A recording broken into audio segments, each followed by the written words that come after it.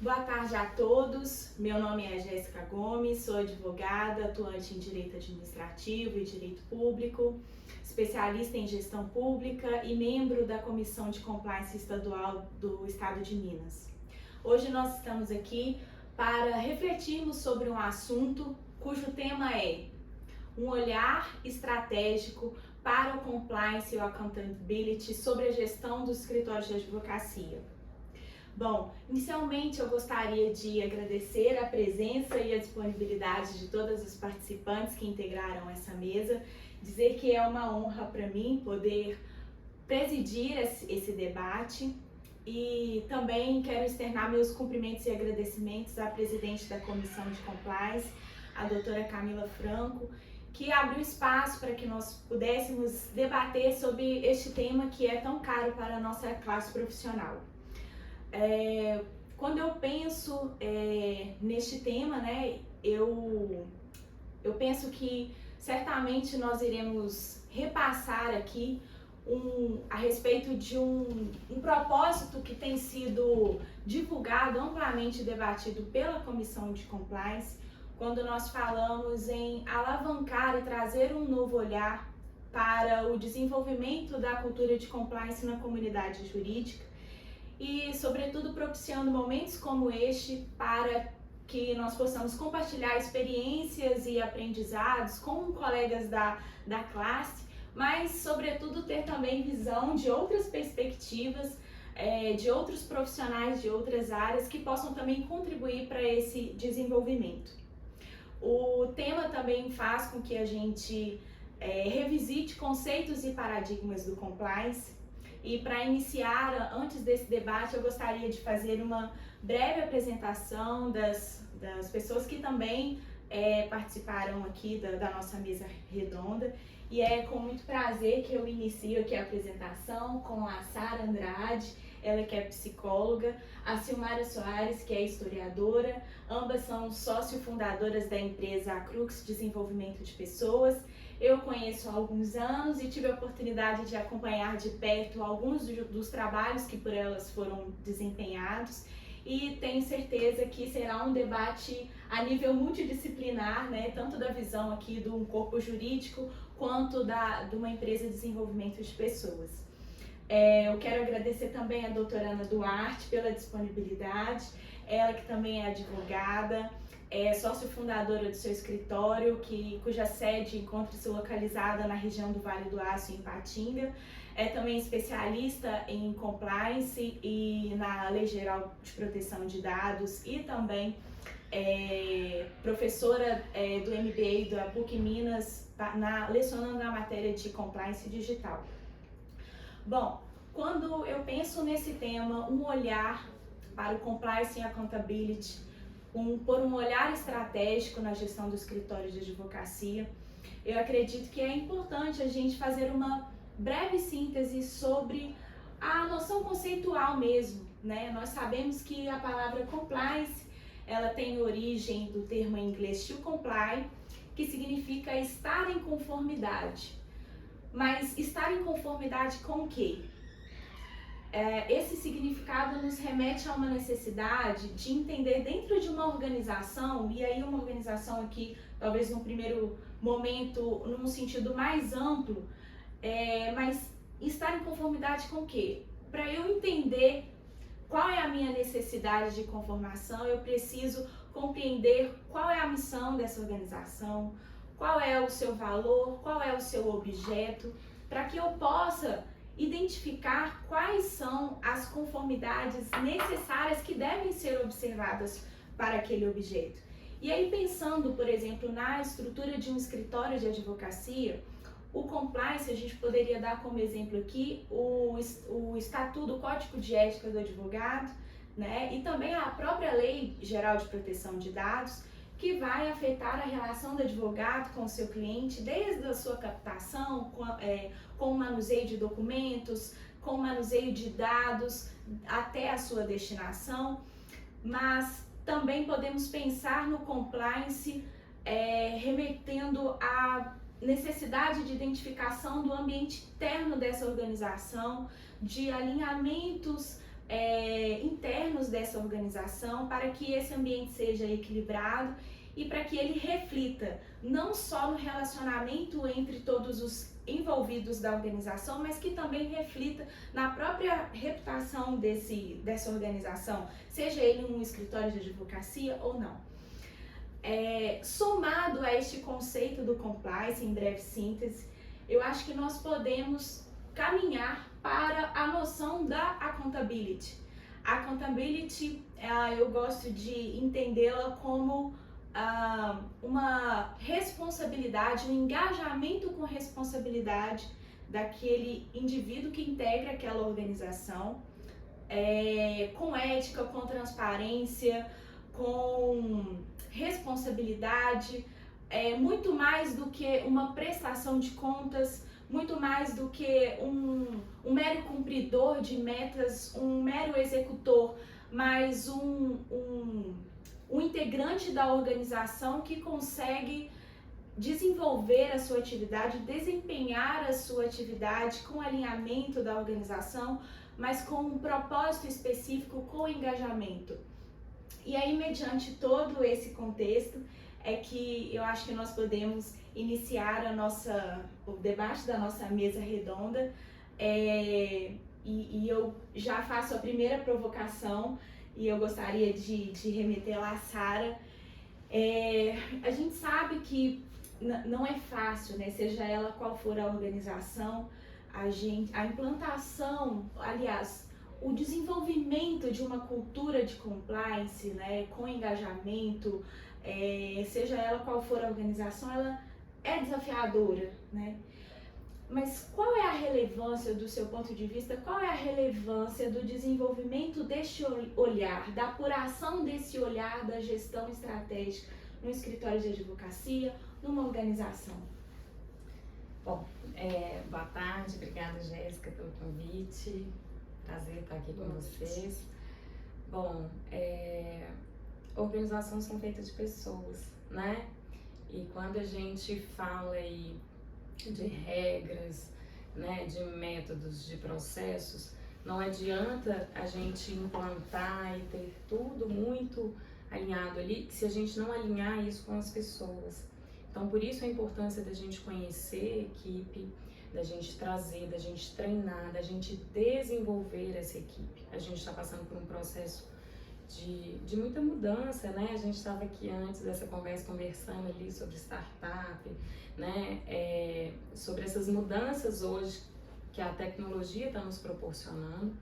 E não adianta a gente ter tudo isso se a gente não trouxer esse conceito e não fizer realmente essa virada de chave com as pessoas, né? Então é realmente trabalhar, desenvolver.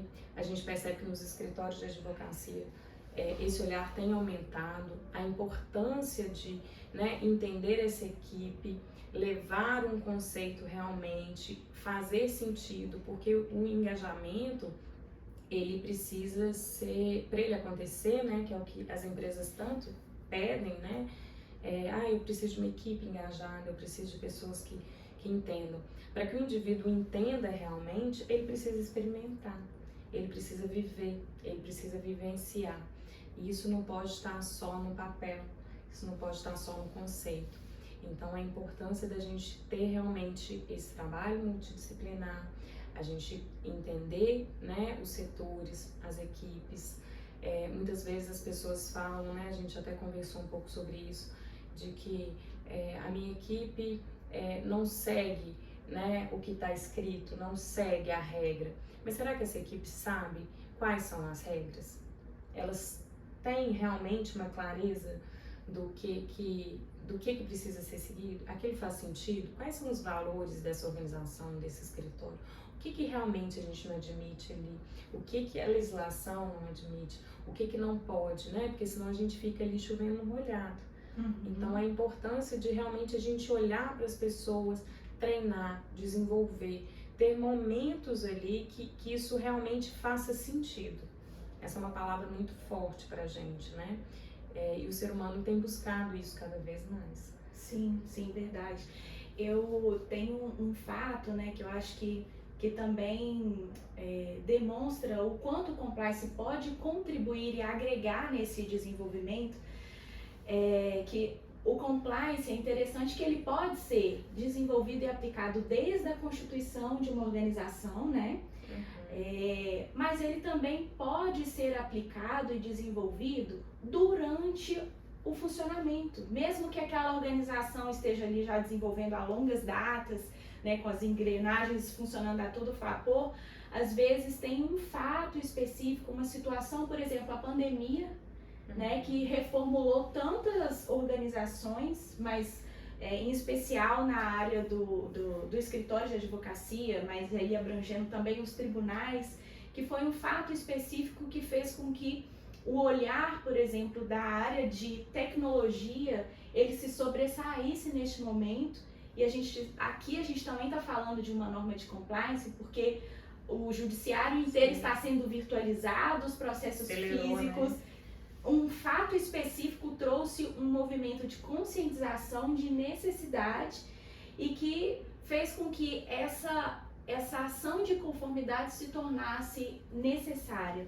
Então, eu acho que quando você fala sobre a identificação, né, e a compreensão dos participantes dessa organização, a gente também fala da identificação do contexto social e do momento que a gente vive, né, na sociedade, que ela também nos traz uma mensagem, ela também nos remete um olhar para aquele momento, né? O compliance, ele pode ser preventivo, mas muito mais, ele também pode trazer remediação, né? Então, eu acredito que né?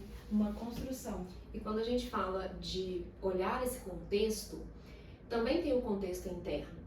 Porque quando a gente fala sobre normas, existem as normas que são obrigatórias. Então, quando você vai fazer uma obrigação, você vai fazer uma matriz obrigacional, lá tem todas as normas que já foram editadas, seja normas federais, estaduais, municipais, normas que vêm às vezes do seu próprio fornecedor, ou normas que vêm daquele que você presta serviço, do seu cliente, todas são normas obrigatórias. Mas existem também as normas voluntárias, que são aquelas normas que são o convívio social, é aquela norma que o escritório olha para o seu valor e ele diz, isso é um valor para mim, então eu vou levar isso para dentro do meu negócio.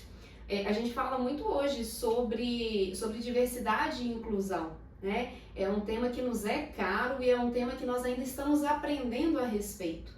Mas se a diversidade e a inclusão, ela faz parte dos meus valores, se eu realmente acredito nessa transformação, se eu realmente acredito em ter diversidade e inclusão dentro do meu escritório, por óbvio, eu vou trazer para dentro do meu escritório normas internas que vão colocar todos aqueles que estão ali sabendo, olha, aqui é um valor, aqui eu respeito, aqui eu tenho isso como um valor para mim. Eu não abro mão. E quando a gente fala de compliance, a gente pega todo esse contexto, né? Se a gente for olhar lá pela ISO, por exemplo, que ela já fala sobre isso, né? Conheça a sua organização. Primeiro passo, conheça quem é você. E conheça as partes interessadas também, que são aquelas partes com quem você se relaciona. E aí você consegue chegar, especialmente para um escritório de advocacia, que muitas vezes não fala sobre esse assunto, porque nós não fomos treinados a falar sobre isso. Então, a gente não foi treinado sobre gestão, né? Então, muitas vezes você olha para isso e você chega num contexto que você fala, realmente, existem aqui assuntos, existem aqui normas, existem necessidades para que eu consiga desenvolver. E o que você falou é muito interessante, Sara. O compliance, ele também é sobre pessoas, ele só acontece sobre pessoas. Eu também sou consultora de compliance para escritório de advocacia. E é interessante porque quando a gente chega, na verdade em qualquer organização, né, Jéssica, quando a gente chega é assim, a primeira coisa que eles falam pra gente é, eu quero que tenha uma estrutura de compliance, um sistema de compliance ou um programa de integridade. Ok, mas se eu chego com normas, sem trabalhar pessoas, sem entender o contexto, sem entender a cultura, Talvez eu estou diante de uma cultura do medo. E se eu chego com normas, eu não vou conseguir trabalhar um ambiente saudável, um meio ambiente de trabalho saudável. Pelo contrário, eu vou mostrar que eu estou ditando regras, mas eu não estou dando condições para que as pessoas desenvolvam e elas entendam o porquê aquilo é errado.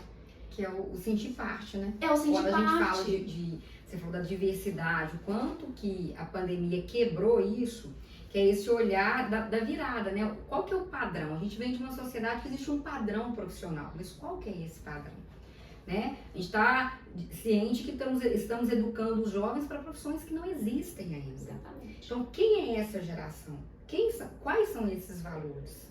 Se a sociedade, nós somos seres sociais, as regras são para a sociedade, mas quem é essa sociedade? Verdade. Então, quando você pensa nessa diversidade, eu tenho que pensar que na minha equipe, seja ela de advogado, de contadores, né, existe ali, para além da formação, que o currículo vai ser o mesmo. O que cada um traz?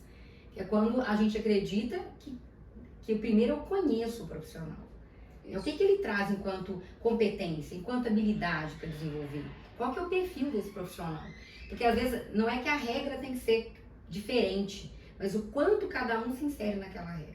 O quanto eu espero, o quanto eu aposto, né, em cada profissional da minha equipe. E o quanto que isso está claro para a empresa também, né? Porque muitas vezes a empresa, ela chega com uma demanda, mas a necessidade dela não é aquela, né? Então, quando a gente escuta, então, primeiro, né, e eu imagino que o seu também, né, Ana, mas o primeiro trabalho, né, da Crux, que a gente chama de trilha empresarial, né?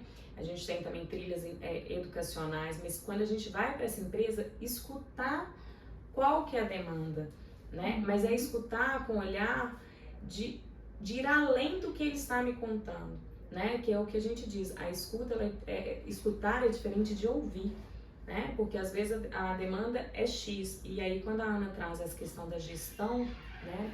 Quantos, a faculdade, né? E eu acho que principalmente na nossa época aqui, que a gente está mais ou menos da mesma época, eu acho que a tendência é mudar, mas ainda estamos muito atrasados nisso.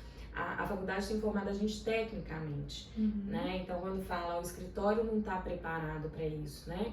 O advogado, né? Você faz a faculdade de Direito e vai ter sua profissão ali, mas enquanto técnico da área, são excelentes técnicos. E, de repente, esse advogado, além dele estar ali, né, na sua responsabilidade, no seu nome, com um apoio, né, enfim, prestando o seu trabalho ali, ele começa a fazer gestão de 10, de 20, de 15, de 500 pessoas. E aí ele começa a virar um gestor daquele negócio. E aí ele fala, poxa, é difícil isso, né? E aí não só nos escritórios, como a gente trabalha com vários ramos aí, a gente percebe, né? São engenheiros, são contadores, são professores, são vários os ramos que a gente atende, onde as pessoas falam assim, eu não sei fazer gestão. E quando uma gestão ela não tem a clareza, né, de o que é a cultura dessa organização, o que é realmente a demanda dessa equipe, né? Quem é essa equipe? Não adianta eu ficar colocando regras em cima de regras se eu não entendo as pessoas. Então, quando a gente fala de processos, de normas, de regras, eu preciso entender para quem são, né? Então, quando a gente fala de valores, várias empresas, escritórios, a gente chega lá e tá lindo lá pregado quais são os valores daquela organização. E muitas vezes nem o proprietário, nem o sócio, nem o diretor, nem o CEO, nem ninguém sabe, nem o RH, sabe quais são os valores daquela empresa. Então, por mais que tenha ali alguns valores escritos, um dos trabalhos da Crux passa por realmente juntar com o sócio e entender o que vocês não abrem mão, né? Então, quando a Ana traz aqui o exemplo da diversidade, que ela fala é realmente importante, porque senão a gente entra só na moda, né? Vamos falar de sustentabilidade, porque tá legal, mas realmente tá sustentável? Se é valor, tá sendo nutrido? Exatamente. E porque se eu não nutrir esse valor, ele vira um nome. Ele não é sentido. E o que eu faço para tirá-lo do papel e colocar e vivenciar, e colocar na prática mesmo, né? E o fazer sentido, né? Quando a gente fala assim e a gente fala muito isso, a empresa escolhe a equipe. né, escolhe o funcionário, mas eu também tenho que escolher a empresa. Isso. É a minha carreira, a carreira Isso. não é da empresa. Sim, e a gente tem E como é que eu isso. escolho se eu não sei o que é? Isso. Se os meus valores estão de acordo, se eu me vejo. Porque falar que eu visto a camisa da empresa é fácil, mas será que aquela camisa é o meu tamanho? É o modelo que eu concordo? Perfeito. Né? E tem Então, aquela questão do conflito de geração, né? Porque se a gente for estudar historicamente, a relação de trabalho, ela mudou. Hoje a relação de trabalho não é mais só porque me dá tanto de dinheiro. Não é o conceito de revolução Não. industrial mais, Não, né? não Já tá é, rompido. não é mais pelo nome, não é mais pelo DR, né? Ou pelo nome na porta, não é mais por isso. Hoje a Propósito, relação é uma relação de amor mesmo. Eu estou em determinada profissão, eu executo determinadas ações dentro do direito, a gente vê isso com muita frequência. Quem tem um tempinho de advocacia, provavelmente advogava apenas em 2 áreas do direito, que são lindas por sinal, mas que só enxergavam aquelas 2 áreas. E hoje a gente tem ramos do direito diversos.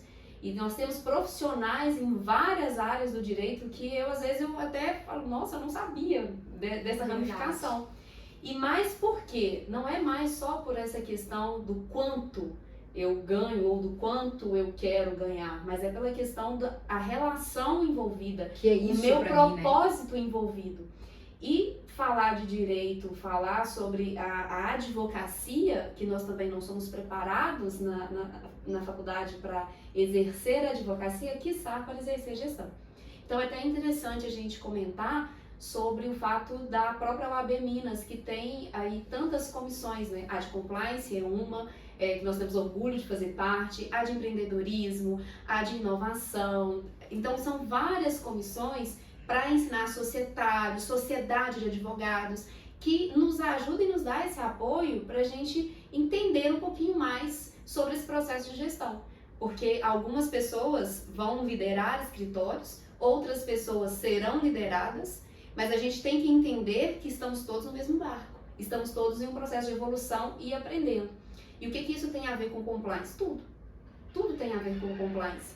Porque quando eu falo de tornar uma empresa mais íntegra, um escritório de advocacia mais íntegro, um escritório de advocacia mais conforme, o que eu estou dizendo? Eu tenho pessoas ali que elas precisam vestir essa camisa, elas precisam estar junto comigo, mas elas precisam gostar de estar ali, elas precisam sentir que realmente elas fazem a diferença estando ali. Então o compliance ele sai daquela norma, daquele conceito inicial e na minha visão ele vai para uma questão de gestão de risco, e aí quando a gente coloca mais sobre um subgrupo, gestão de risco de pessoas. Na maioria das vezes o compliance, quando você vai fazer um mapeamento de risco dentro de um escritório de advocacia, você vai lidar, claro, com várias questões de processos. Advogados, entendam aqui, a gente está falando de processos, não processos judiciais, mas os processos, né, as atividades do escritório. Mas você vai encontrar sempre pessoas e você sempre vai encontrar essa parte da gestão de pessoas. Porque se eu não trabalho isso, e é o que eu falei no início sobre o conflito de geração, eu tenho escritórios que hoje têm gerações diferentes, com pensamentos diferentes, com culturas diferentes. Talvez o escritório tenha sede em uma determinada cidade, em um determinado estado e tenha uma filial em outro estado. São pessoas diferentes, são pessoas que eu tenho que entender qual é a cultura diferente. Né? Até mesmo uma questão muito simples, se um gosta de cafezinho ou se gosta de chimarrão. São situações diferentes, são culturas diferentes e que eu tenho que respeitar essa cultura para eu conseguir desenvolver um programa de compliance efetivo dentro de um escritório de advocacia. Porque as pessoas estão vinculadas a uma cultura, né? Sim. E cultura a gente não constrói como a gente não destrói da noite pro dia. Exato. Então quando você está falando desse processo, às vezes é entender essa caminhada, que uma caminhada, é uma trilha, né? É o que a gente chama de trilha. Porque as pessoas não vão mudar da noite pro dia. Elas primeiro precisam entender quem elas são.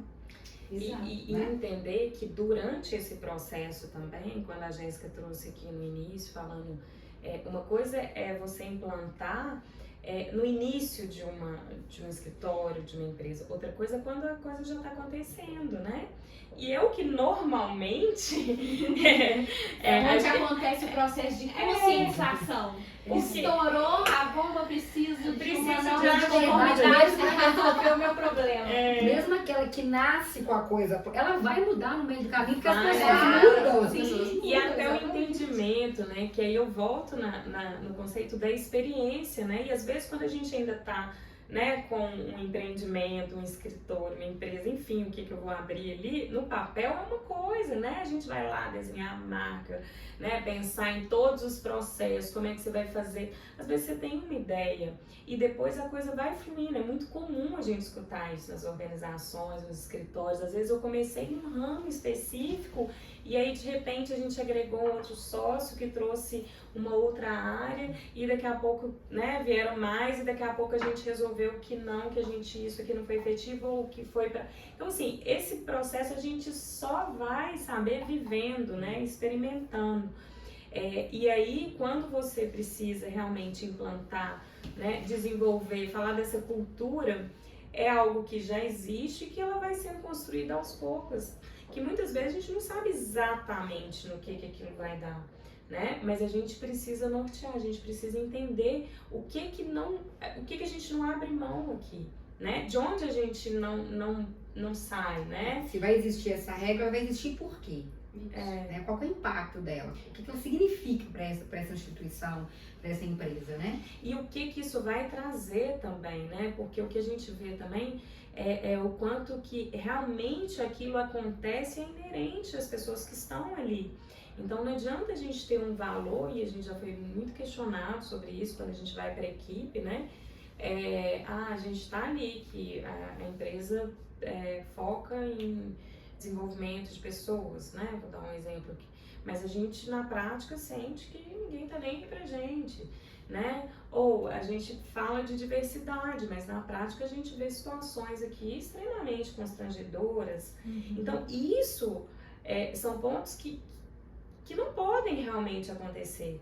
Por isso que o trabalho de desenvolvimento, né, o trabalho que a gente faz, eu imagino que o Danda, ele tem que começar de cima para baixo, né? Então, se a gente está falando de um escritório de advocacia, isso tem que estar fazendo sentido para o sócio. Não adianta nem os gestores chegarem e falar, vamos implantar um programa de compliance, vamos implantar um desenvolvimento de pessoas, né, vamos fazer uma gestão da mudança. Se isso não começar de cima para baixo. Quando a gente falar de diversidade, a gente vê um dos sócios com alguma situação que não está legal, né? Que pode envolver algum tipo de preconceito, ou enfim. Uma falta de alinhamento também, a gente já percebe muito que às vezes uma ponta tá falando a mesma coisa que a outra ponta. Mas o quanto que isso não é alinhado, o quanto que parece óbvio para um lado, como parece óbvio para o outro, mas a coisa não acontece. Eu acho bem interessante que no último evento que nós tivemos da Compliance, o palestrante convidado, ele mencionou uma frase que eu acho que resume bem esse exemplo que você deu, que é, não basta ser, tem que parecer. Isso. Ou seja, a ponta está sendo, mas como está parecendo para quem está no meio, como a informação está chegando, Isso, né? como é vivido. E toda empresa, isso é fato, toda empresa, quem trabalha com compliance é sempre assim. O primeiro contato é com quem vai te contratar ali, e na maioria das vezes ainda não é a alta direção, a alta administração, é a média administração, é a média direção, mas quando você começa a fazer aquele trabalho de entender o contexto interno e externo, que você vai para a primeira entrevista, é tão lindo ouvir os sócios falarem. É lindo. Qualquer empresa, qualquer ramo, é lindo. Você fica realmente emocionado.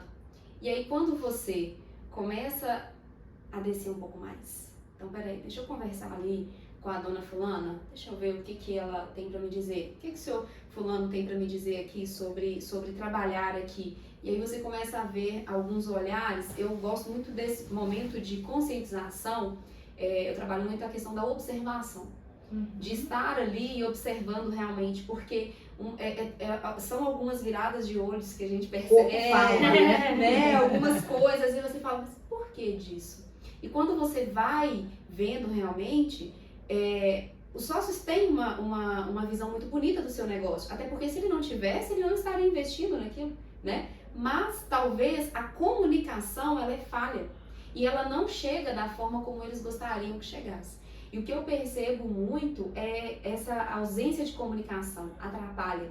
Ela atrapalha para que tenha esse alinhamento de expectativa e quem está trabalhando na ponta, né, o chão de fábrica, como geralmente falam, ele entenda o que o sócio quer e o porquê que o sócio quer aquilo. E os valores, muitas vezes que eles estão pregados na parede, tem funcionário que passa. Eu já tive experiência de falar, e aí, você conhece os valores da empresa? Então, não. Mas ele estava aqui, ó, ele estava em frente pra ele. Não, eu não conheço, eu não fui apresentada, eu não sei, eu entrei, mas eu ainda não sei como funciona. Ninguém me falou sobre. Então, talvez falta essa conexão mesmo, né? E essa comunicação, melhora de comunicação. E quando a gente vai conversar, né, especificamente com esse funcionário, a gente consegue entender se esses valores, eles fazem sentido para ele, às vezes sem ele saber o do quadro, mas se aquilo está inerente. É uma pertença, né? E eu acho que ainda vai além, porque aí também, quando a gente fala de sócios, né, a gente fala também dessa sinergia entre os sócios. É muito comum da gente escutar uma afinidade maior com um sócio, o outro, né, tem uma dificuldade maior. Então, alinhar, juntar esse sócio, independente de quantos são, né, e colocá-los para discutir ali quais são os valores. Às vezes a gente vê que lá na base a gente pode ter divergência de informação. Sim. E aí como que isso chega para a equipe? Mas às vezes quando a gente senta, né, com esses 2, 3, 4, 5, quantos sócios forem, e a gente começa essa construção, a coisa vai ficando muito bonita ali, ela vai fluindo, e às vezes as pessoas vão trazer história, por que elas fundaram, né, aquele escritório, por que elas fundaram aquela organização, o que elas trouxeram, por que a união foi, né, foram daquelas pessoas especificamente. Então, assim, trazer também, eu falo que é igual casamento mesmo, né, a sociedade ela é igual a um casamento. Se a gente deixa a coisa passar e em algum momento a gente não conversa, a gente não alinha, e aí quando a gente cria filho ainda mais, né? 3 mães aqui, né? Se Deus quiser uma futura mãe, né, Jéssica? Tô aprendendo. Se a gente não para conversar, se a gente não olha para uma questão ali realmente, como o que a gente vai resolver sobre isso. Quais são os valores, o que a gente realmente quer passar para essa equipe, o que a gente não abre mão.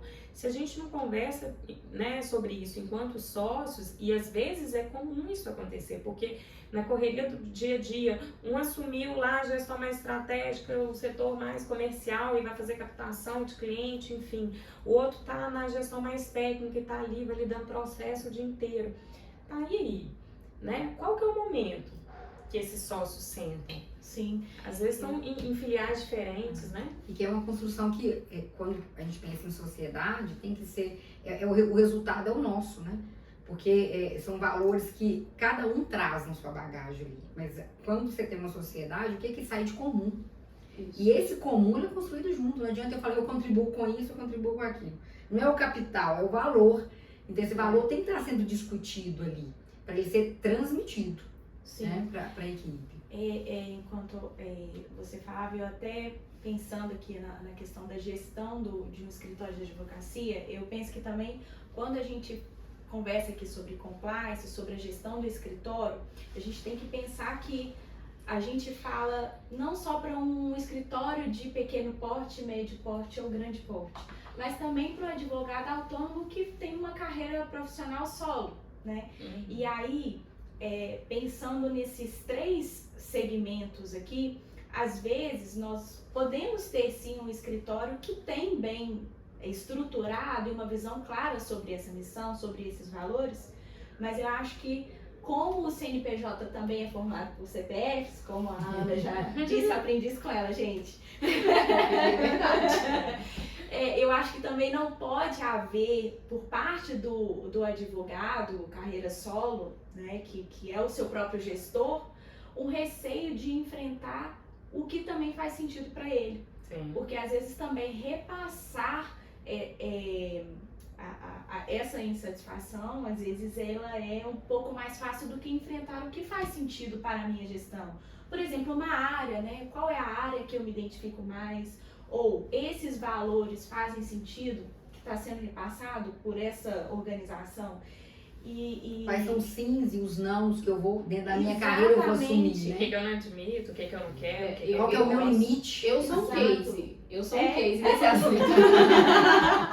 Não combinamos isso, mas eu sou um case. Eu tenho o meu escritório. Agora eu não me lembro se são 7 anos de carreira solo, né? Aham. Como à frente do escritório.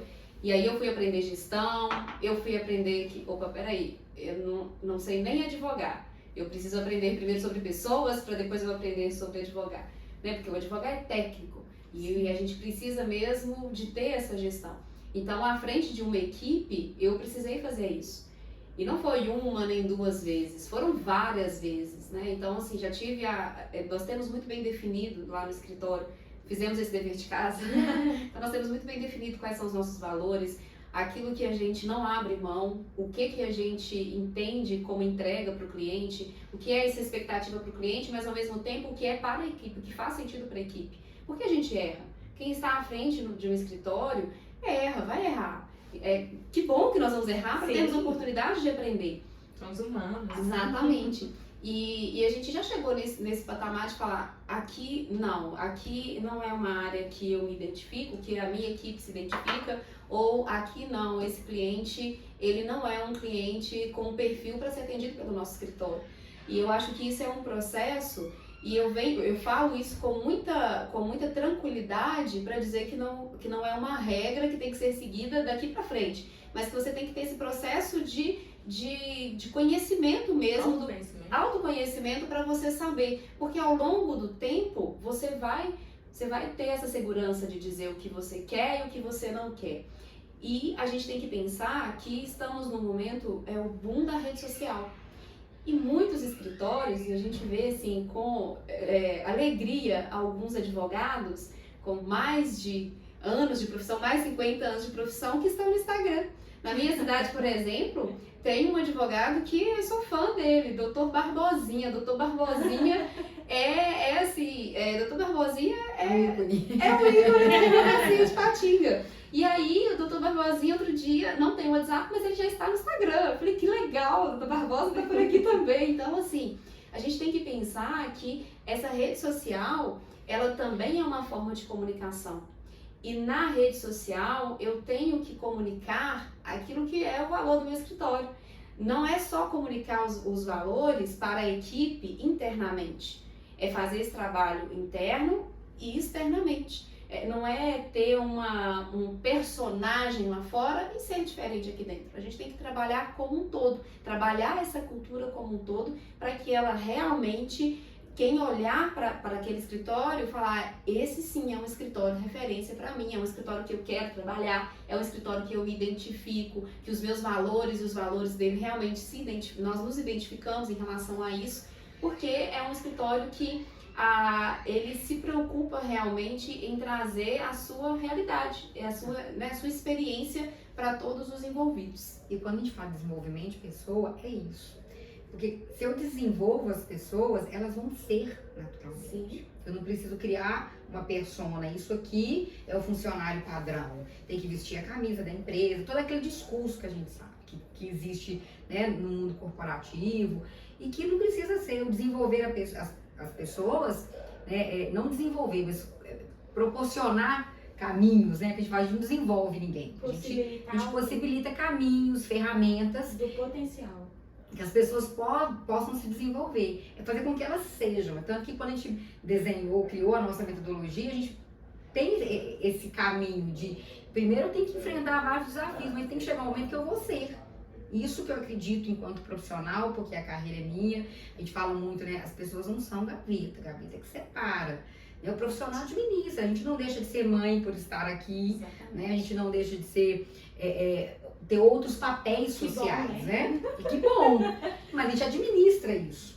Então, quando a gente fala de desenvolvimento de pessoas, é fazer com que as pessoas sejam aquilo que elas têm de potencial. E aí elas vão identificar se este lugar não é, o quanto eu estou disposta, né, a fazer parte deste lugar. Que é isso, é quando o Instagram não vai ser diferente do que é lá na prática. E as pessoas estão procurando procurando, né, cada vez mais pela verdade, né? Sim. Porque eu não quero ficar, a gente tem que falar tanto de fake news e tudo que rola, né? Enfim, e esse cuidado que a gente precisa ter. Mas quando a gente tem acesso às pessoas e às vezes o famoso lá, né, do Instagram, e a gente vai ter acesso àquela pessoa e ver que aquilo é congruente, né, com o que ela traz, que aquilo realmente que ela fala ali faz sentido, isso faz muita diferença, né? Então o que a gente está dizendo e aí quando a gente fala do potencial das pessoas, conhecer esse potencial e que as pessoas conheçam esse potencial que elas têm também, né? Porque todo mundo tem ponto de desenvolvimento. Então, quando a gente está ali num processo, às vezes contratando um advogado, né, contratando uma pessoa para a equipe, e a gente pergunta sobre esse ponto de desenvolvimento, o problema não é o que ela traz, é como que ela traz. Né? Se ela tem esses pontos de desenvolvimento, como todos nós temos, porque tem uns que falam assim, outro dia eu fiz uma que a pessoa falava assim, não, eu estou num ponto que eu já acho que eu não tenho mais. Eu falei, uau! Difícil trabalhar com essa pessoa não vai ser aprovada. Porque é aberto. Porque ela não consegue entender. Então tá, né? Então, assim, quando a pessoa traz aquilo com clareza, olha, o que eu tenho que saber de mim para que eu possa construir as minhas estratégias para que eu possa desenvolver. E o que eu tenho de potencial? Nisso aqui eu sou boa, sabe? Nisso aqui, nem tanto. Isso aqui eu não gosto, mas dentro da minha função eu tenho que fazer, porque é assim também, gente, a gente não faz só o que gosta, não. Sim. Né? Então, às vezes eu sou muito boa ali na sustentação oral, mas né, num dado momento ali eu tenho que ter uma atenção melhor na negociação com o cliente, né? Numa confecção de uma peça. O que é importante para você? O que você não abre mão? Ou então, eu sou muito boa para ficar confeccionando uma peça e tal, e fazendo argumentação, mas na hora da sustentação oral, para mim é uma dificuldade. Quais são os pontos que você vai ter que desenvolver, né? Para poder chegar onde você quer. Quais as estratégias, né, você consegue construir para que você não vá na contramão do seu potencial, mas que você dê suporte ao que você quer fazer. Né? E respeitando, né? Você não precisa ser diferente. Às vezes as pessoas, a gente tem uma ferramenta, né, que a gente aplica, que é um mapeamento comportamental, onde as pessoas olham e falam assim, algumas pessoas, principalmente as mais autocríticas, né, que elas falam, então eu tenho que aumentar aqui, fazer... Não necessariamente, né? Você não precisa virar algo que você não é, muito pelo contrário, você tem que entender o que você tem de potencial e para desenvolver esses pontos, onde é mais difícil dentro do seu perfil, quais são as estratégias que você vai ter que fazer. Ou quanto que isso que você está tão preocupado em desenvolver é relevante. Para o que você vai fazer, para o que você atua. Então você perde uma energia gigantesca em algo que... E aí vem o estresse, vem o cansaço excessivo, vem as doenças mentais, né? A pandemia nos mostrou muito isso. Verdade. Né? Então, assim, e a gente vê que em alguns escritórios aconteceu que as pessoas começaram a trabalhar ainda mais de casa, porque qual que era a queixa? Eu não tenho meu colega para trocar, né? Eu não tenho com quem conversar, então eu fico ali preocupada, às vezes estudando, tenho que fazer isso. E às vezes o escritório você para tomar um café, né? Você para ir ao banheiro, para falar um pouco de outra coisa, depois você volta. E às vezes em casa aquilo gerou uma produtividade. Então até com isso a gente precisa criar estratégia de levantar, né? De não ficar tanto tempo na frente de um computador, reuniões atrás de reuniões. Às vezes o gestor pensar, a minha equipe tem perfil de home office. E aí o que você falou é bem interessante. Porque desenvolver pessoas, conhecer o perfil da pessoa, né? Eu adoro esses estudos sobre temperamentos. Então, se você colocar um sanguíneo que não tem uma rotina, não vai dar certo, um colérico, você tem que saber exatamente também a natureza, né? Para você até desenvolver isso. Até a forma de comunicar é diferente. A forma de comunicar vai ser diferente. E nós não estamos preparados para isso. Nós precisamos do suporte, precisamos do suporte da para fazer esse trabalho, porque desenvolver pessoas, essa questão é importantíssima.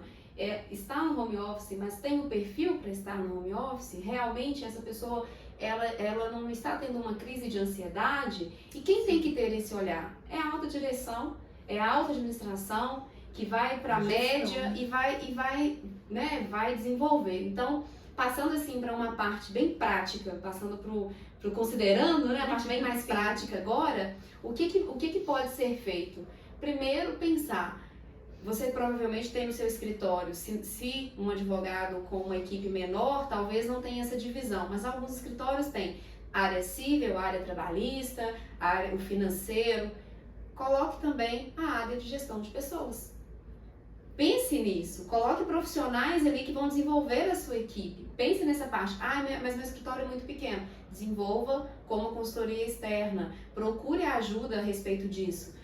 Faça cursos a respeito do assunto, né? Traga bons gestores para sua equipe, né? Dê suporte para esses gestores. A Sara tocou num ponto que a gente percebe muito nas empresas, quando queima um bom operacional. Que às vezes, nossa, ele é muito bom, às vezes, tá tão focado no operacional e ele vai fazer a gestão. Exatamente. Então, assim, mas ele é bom na gestão? Ou não tem? Porque às às vezes na hora de contratar quer um gestor, mas está escolhendo o técnico. Mas qual que é o cargo? E não adianta fazer essa alteração e falar que ele é ruim. A culpa não é dele. A culpa é sua, que não percebeu que ele era bom operacional, mas que ele não tinha aptidão para ser um bom líder. Você queima um bom profissional. Queima um bom profissional. Recentemente, em um escritório que eu presto consultoria, no mapeamento de risco, mapeamento de processos, uma das orientações no mapa to be, né, daquilo que a gente acha que é o melhor para o escritório, nós orientamos que fosse retirada essa parte da contratação, tivesse realmente uma parte técnica ali, pensando no que precisa da parte técnica, mas que contratasse uma empresa especializada, que fosse avaliar e analisar o perfil daquele profissional para trabalhar naquele escritório. Porque, realmente, se eu quero alguém para um operacional, às vezes no escritório de massa, a atividade ela é bem repetitiva, se eu coloco uma pessoa ali que não tem um perfil para executar aquela atividade, talvez vou perder um bom profissional. Sim. E aí nós temos os sites, né? A gente tem sites do Glassdoor, por exemplo, que o profissional vai lá e ele vai dar a sua nota e vai vir aquele risco reputacional para o escritório. Então é muito importante que seja feito esse trabalho de dentro para fora, porque o profissional que se sente valorizado e que sabe realmente se as aptidões dele estão sendo aproveitadas para o escritório, esse profissional, você está contribuindo para a vida profissional dele, mas também para a vida pessoal dele. Sim. E conhecer esse perfil, ele vai trazer, a gente não limita, né, que o perfil X é para tal área, mas a gente vai identificando que às vezes a gente tem escritórios com um refinamento maior do seu produto, que exige muita qualidade, né? Jéssica conhece bem aí o trabalho, que existe uma qualidade, um preciosismo. Então a gente precisa ter perfis que realmente estejam atentos a esse olhar. E outras áreas onde às vezes a velocidade, a agilidade é mais importante, porque eu posso ter modelos que eu vou diferenciar ali como padrão, mas eu preciso ter mais jogo de cintura, mais agilidade. Isso. E outros não, eu tenho que ter, eu vou tratar de assuntos complexos. Então, assim, eu preciso de pessoas que gostam e que se deem bem com assuntos complexos. Então, que volta nos valores, né? Mas se a qualidade é um valor, você vai entender que um determinado perfil pode ser que predomine aqui. E às vezes a gente vê as pessoas pedindo ali em processo assim, eu quero alguém com agilidade, qualidade, não sei o que, eu vou falar, você quer, né? O que você quer é difícil, né? Mas assim, o que aqui dá pra eu flexibilizar um pouco mais, as pessoas vai ser mais na dela, não vai ter tanta agilidade, mas a qualidade que ela vai te entregar, para isso que você está precisando, ela é mais importante do que a situação. Então, é entender essa equipe, é conversar, é trazer, e também para os profissionais sócios, vocês não têm que dar conta sozinhos, né? Tenham profissionais, né? Tenham gestores, trabalhem esse delegar, que é algo muito difícil também, porque como que você faz toda essa gestão tendo que resolver toda a parte técnica? Sempre que eu tenho um gestor imerso no operacional, ele deixa de ser um bom gestor. certo. Bom, o papo tá excelente, mas já partindo aqui para o nosso até breve, que eu tenho certeza que isso ainda vai gerar muitos desdobramentos. Eu gostaria de, para a gente finalizar, que vocês resumissem em uma palavra aqui o que foi esse momento e o que ficou para esse tema, né? Um olhar estratégico para o compliance e accountability na gestão dos escritórios de advocacia. Pode começar comigo e a minha palavra é evolução. Olhar para as pessoas. Próximo é desenvolvimento. Focar em pessoas. Não tem jeito de mudar isso. Muito obrigada a todos Obrigada. e até mais.